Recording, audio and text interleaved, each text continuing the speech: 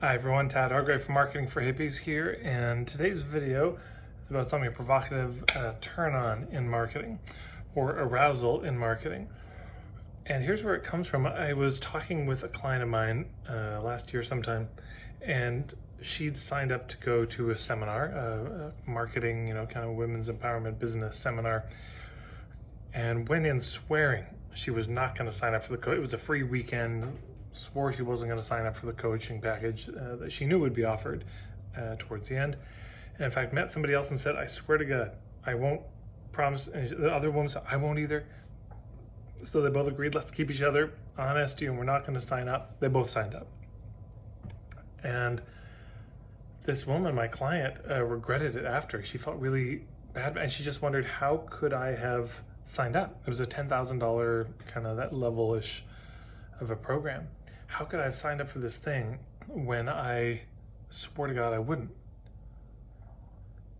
And we were talking, and I reached out to her one day and I said, look, I said, this is where it gets racy.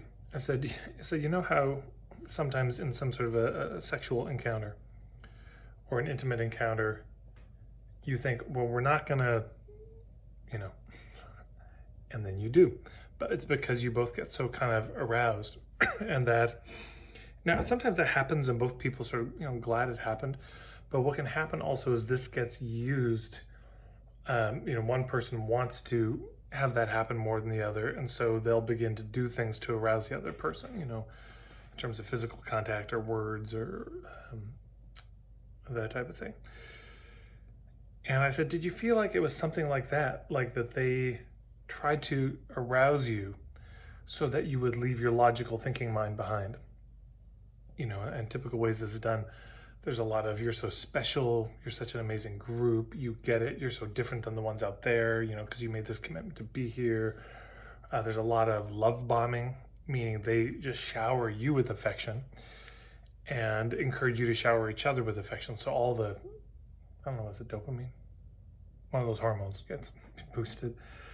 And it feels real good to be in the midst of that. And then of course there's all sorts of tactics, the false scarcity that gets used, the urgency, the social proof, and you want to fit in. There's the authority dynamic.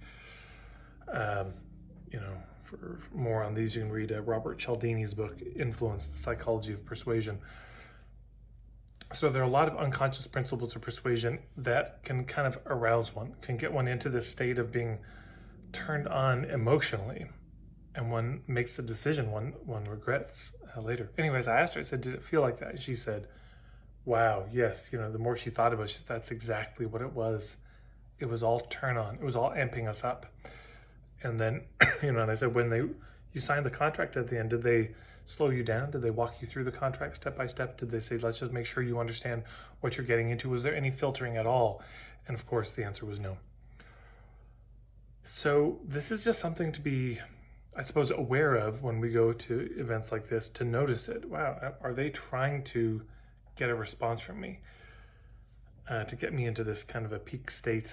And by the way, I'm not demonizing it. There's nothing wrong with it, but it can certainly put us in an emotional place where we make a decision that we, would rather not.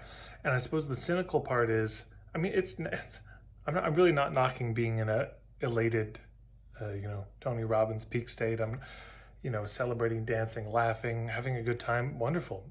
Might all events have more of that? And there's a cynical way this can be used against us, or used in service of the sale, where it's, okay, everyone's in this place and now we do the pitch. Now that everyone's kind of open and vulnerable, which is what happens. You can't get aroused or turned on, I don't think, if you're scared. So, well, maybe some people have that as a fetish.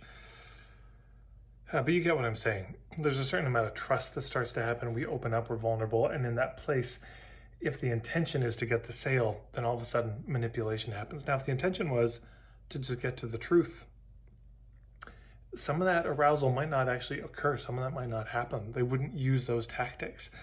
Sometimes they're used specifically to get people turned on. So, we talked about afterwards, and And she was trying to sort out the responsibility thing. And I said, well, maybe it's this. It's 100% responsibility. You're 100% responsible because, yes, you signed the contract. That was you. You did that. But they're 100% responsible to not do that, or to learn from this, to say, oh, we had somebody sign up who really regretted it after. And I said, I promise you, by the way, you're not the first one this has happened to with their programs. I guarantee it. You're not the only one at this program. I have no evidence, but I'll guarantee it. I bet $1 million on that. 500,000. So you see what I'm saying? It's there's a responsibility on both ends.